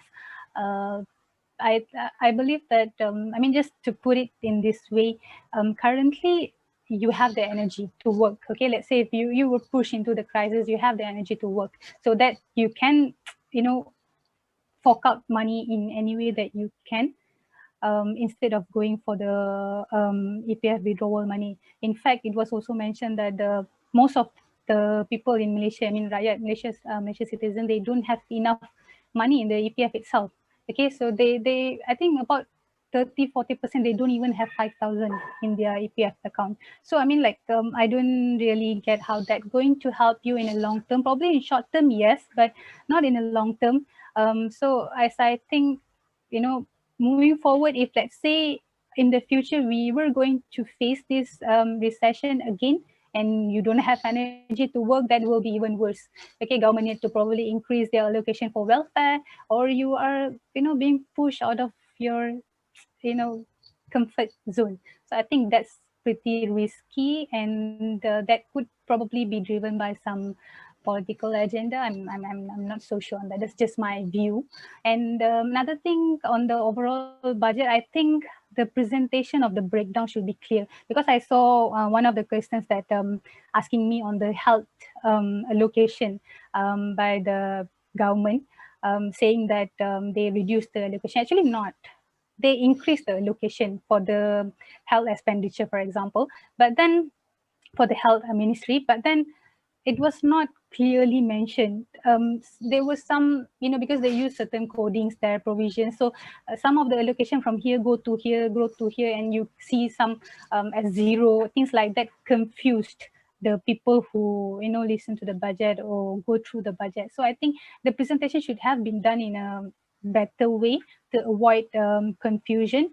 In fact, to be compared with the previous budgets, there was a very detailed breakdown. If let's say this amount of money goes to Ministry of Finance, Ministry of Health, then the sub ministries, they will know, like for example, to cater the general clinic or something like that, they will know how much they will get exactly. But this time around, they are unsure on that. So it's like a certain pool of money have been allocated, but then the subsectors, they need to fight for that pool. So it's kind of confusing that. But yeah, that is overall my view on that, on budget. Ms. Mazlina, yeah, I think I kind of agree with your views on we shouldn't just focus on the short run measures, right? We need to also look into long run measures. I believe the next question that we have is for Mr. Edmund and Mr. Hanzo. Is starting a new business in the midst of pandemic a good idea? If yes, what kind of business? Maybe you can start with Mr. Edmund. I think starting a business at any point in time is always a good idea, as long as you solve a problem for people. The economic cycle will create opportunities, and it will also create situations where new business ideas can actually crop up. I don't see this current cycle being a problem if you are well-funded or if you are fundamentally solving a problem for people.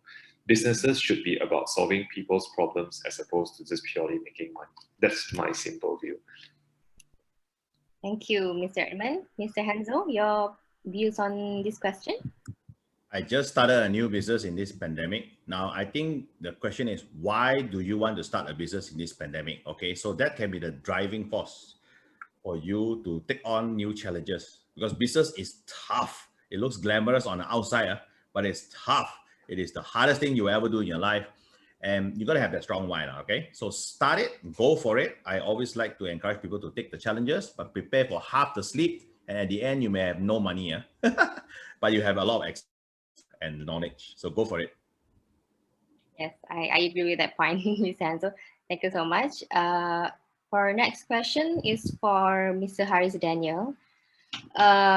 My question is that what can college students do to make themselves more employable, and what are the skills needed that should be developed and improved on, since it's a very challenging job market out there at this moment? Yeah. So I think the first thing that we need to look at is also to understand what the government's economic plans are. So in the 2021 budget, one of the key factors that has been pushed by YB Tengku Safrul is actually digitalization efforts, because that's where the world is moving towards. To make yourself employable nowadays, definitely one of the most required skills, no matter in what field you are digital skills which are relevant to your specific field.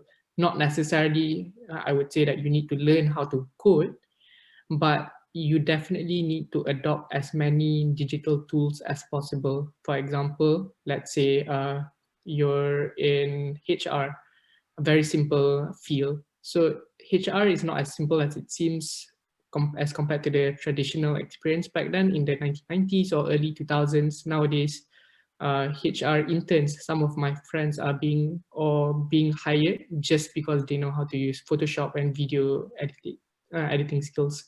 So try to pick up as many of these skills as possible during your universities. Get involved in clubs and societies. I feel like that's the best place for you to learn all of these soft skills, and try to adopt a business mindset. Try to think about how you can create your own business with it also. Thank you so much, Mr. Danial, for answering the question. So we have another question for all of our panelists. What are the initiatives youth can do to help boost our current economy? We can start with Ms. Mazlina. I think Haris has made a clear statement at the end of his presentation. What you have to do is to consume, to buy, because that's the biggest contributor to our GDP. So for those who have money, spend more. For those who don't have, don't be choosy.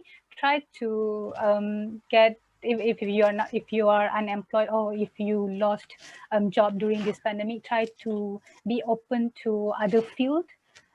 As long as you manage to secure a job and get an income, and that will be very much helpful, and you can spend and buy Malaysian's products.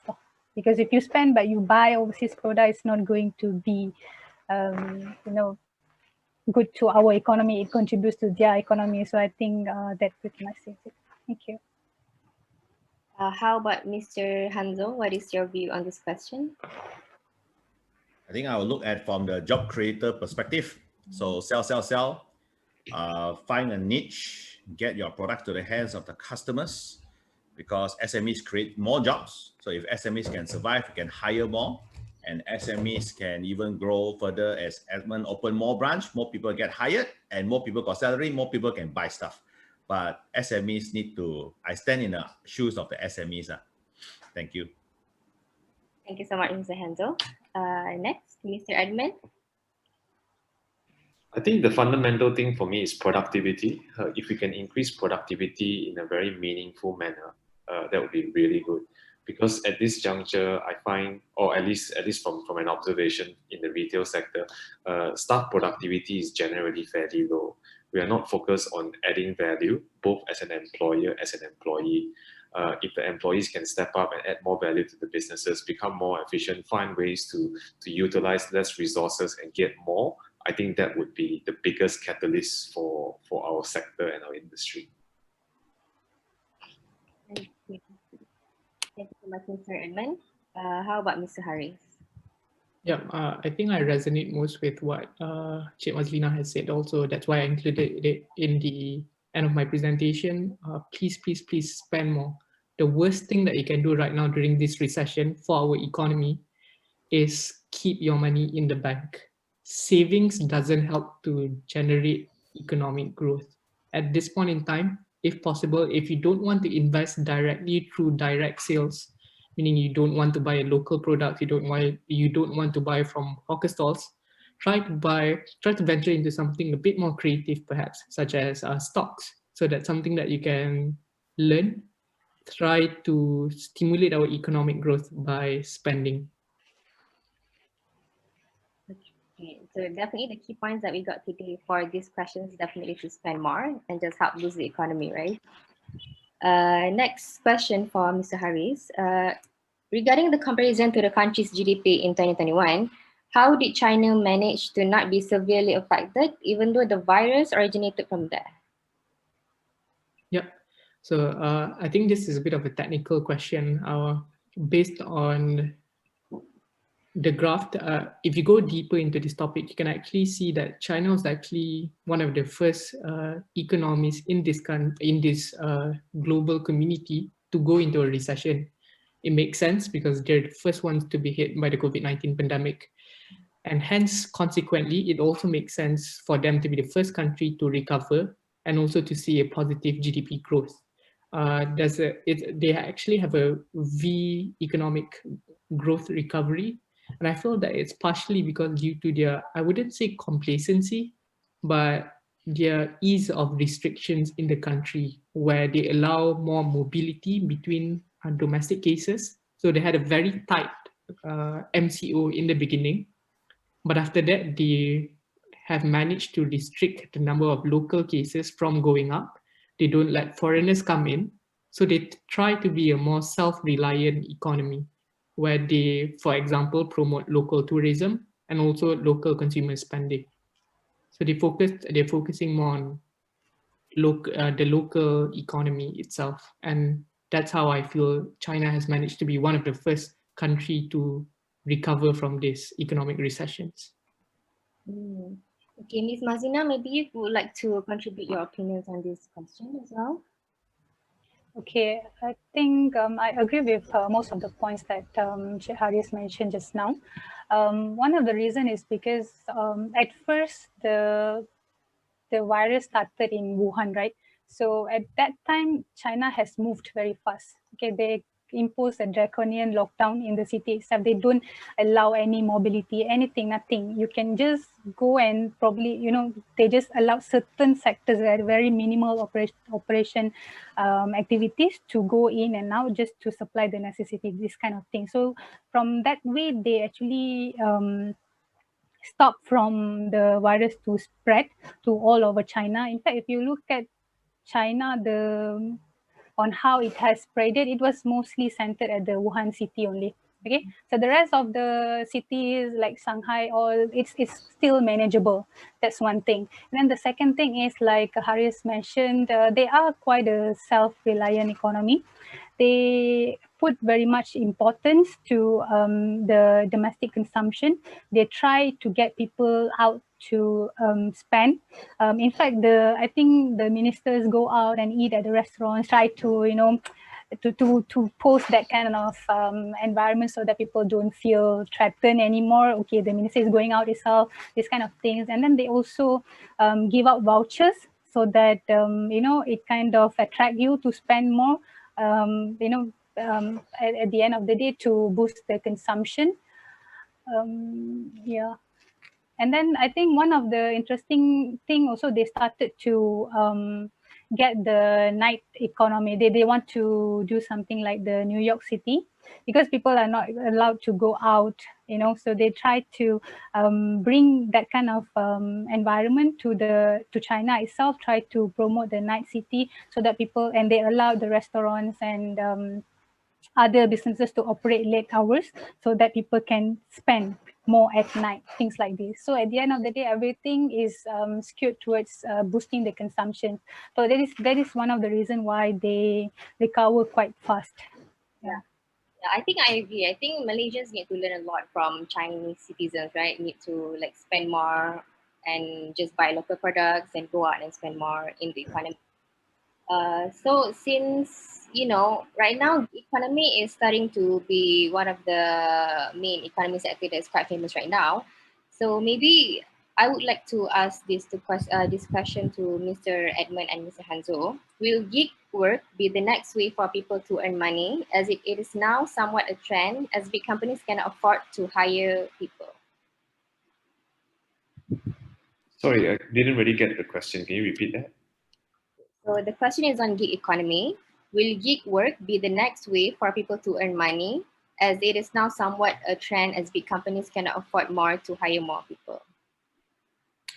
For me personally, the gig economy is not, it's sustainable in a sense, but it offers very little career progression. It lets people plug in the gap in the short to medium term, but for a more holistic, longer term view, my suggestion is to continue to move up the ladder when it comes to experience, because most gig jobs that you see are largely centered around short-term nature. It doesn't allow for very good career progression or career planning. That's particularly important if you want to move towards a more knowledge heavy economy or a more skill set driven economy. I mean, there are gigs out there that allows you to do, like, you know, to be a trainer, or for you to be to do like design work and all that things, but I think it still lacks the structure. And if you do decide to go down the gig economy, it's very important to put a structure in place for yourself as well, just so that you continue to see that progression and not get stuck in that rut and continue doing repetitive stuff over and over again. Thank you so much, Mr. Edmund. For Mr. Hanzo? Okay, I think any sort of income earning opportunity is good. Any type of activity that give you revenue, okay? So just do it, even though it may be very so-called repetitive or low level, or even not brain-based activities like delivering stuff, right? But it earns money. There's money coming in, you can feed your family, so do it first. But for high income earners, value has to be provided. So if your value is low, like a manufacturing guy sitting in a factory assembling stuff, you're going to earn very little money. So eventually you still need to add more value to yourself. So that is where you learn more skills. You start to maybe leverage on technology. So the gig economy then becomes a sustainable business and a larger business, so that you can add even more value to solve more problems for more people in the whole nationwide. So, but start off that way, small. We all do that as business owners, but eventually scale it as big as possible. Yeah, thank you so much, Mr. Hanzo. I believe we all need to start somewhere before we go big, right? So, Mr. Hanzo, another question is that hyper-digitalization has been one of the hottest topics, you know, in almost all sorts of world. Hence, do you think Malaysia is ready to accept new era of digital? I think it's not about ready or not ready. We are forced to go there. So embrace it, okay? Adapt the change. Whether it's SMEs having the mindset, because sometimes digitalization comes with spending money. You're a manufacturer, you have to digitize, you have to install ERP software, you have to cut down on human labor, you have to buy machineries, like, you know, in terms of factories, instead of having a Bangladeshi guy, you know, solving certain activity problems, now you have a machinery, robotics, and automation. So all this is money lah.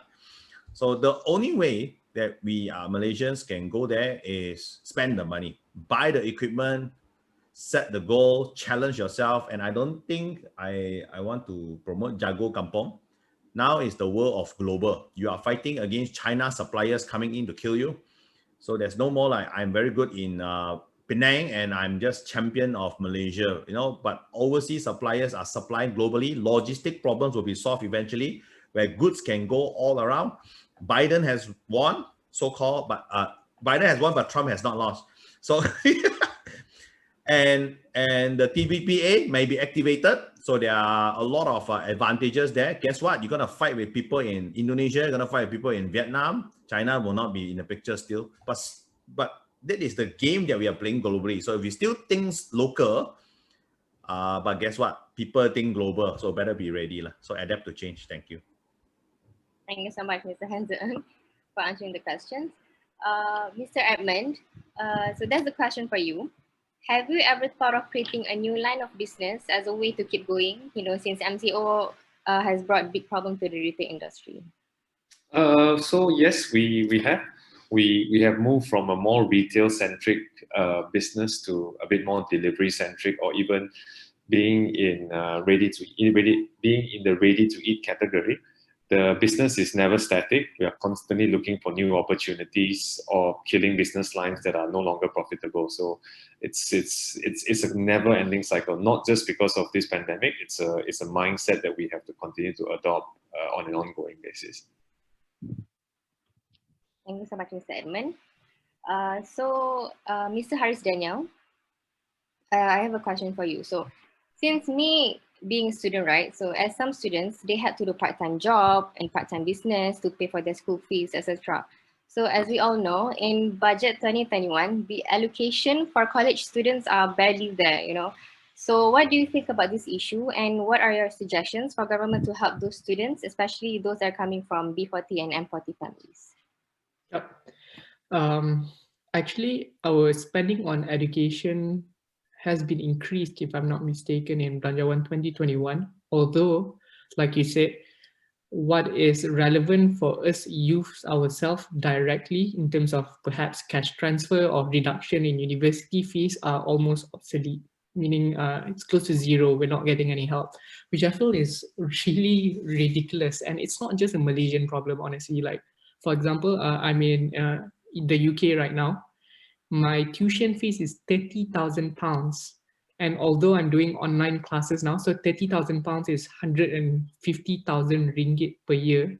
And it still hasn't been reduced, although as an engineering student right now, although it seems like more of a practical and pragmatic course where you need hands-on projects. We're not allowed to do those kind of projects this year due to COVID-19, of course. But the university fees has not seen any reduction.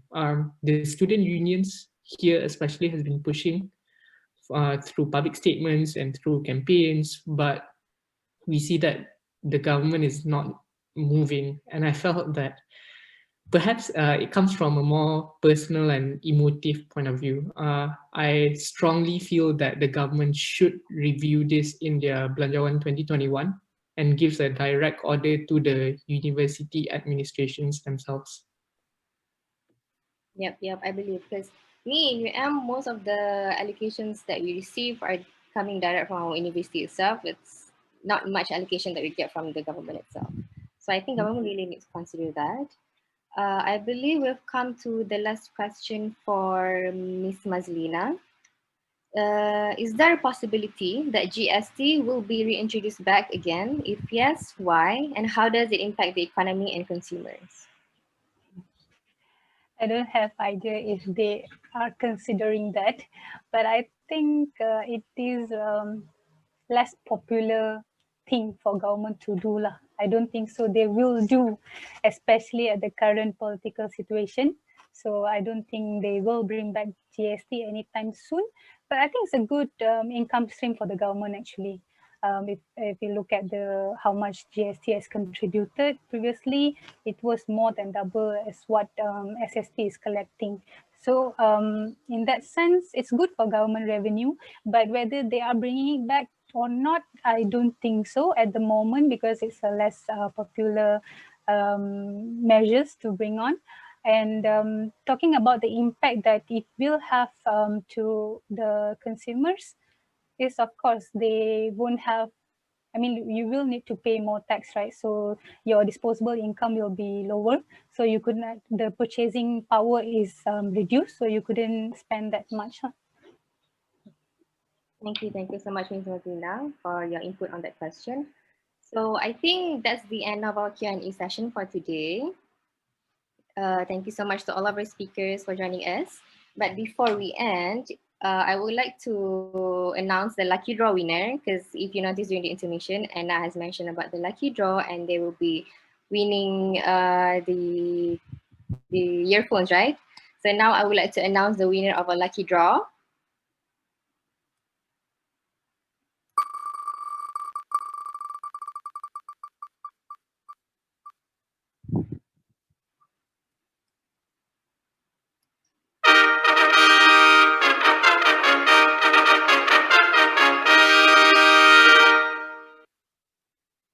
Yay! Okay, congratulations to our lucky winner, NRR.Sarah. The communication team from I-WELD will contact you through email soon, and be sure to frequently check your email to claim your prize. Ladies and gentlemen, with that, this concludes our forum for today. As the saying goes, to every beginning there is ending. It is my honor to be able to be the moderator for today's forum. I will not attempt to summarize the rich discussions today, since I'm pretty sure all of us can bring back a lot of valuable main takeaways from today's session. Thank you so much to all the speakers for their willingness to share their knowledge and experiences with us today, and to all of you for attending and stay till the end. We hope that you have learned and enjoyed today's session. That's all from me. Goodbye, and I'll pass it to Anna from I-WELD. Thank you so much, Jasmine. With that marks the end of I-WELD's very first Virtual Economics Forum 2020. I would like to once again thank everyone for attending and being here with us today, especially Haris Daniel, who is signing in all the way from the United Kingdom. Before we really end, can we have the final poll up, and would appreciate it if everyone could share your feedback on this.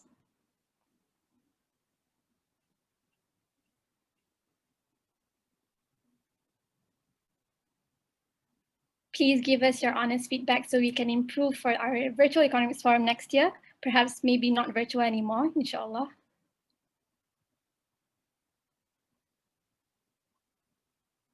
All right, and we will be closing the poll in 5, 4, 3, 2, 1. Thank you very much. So once again, everyone, thank you. Thank you so much. I really hope that everyone enjoyed and learned from the sharing of our speakers as much as I did. Stay safe, stay home. Thank you. Until next year.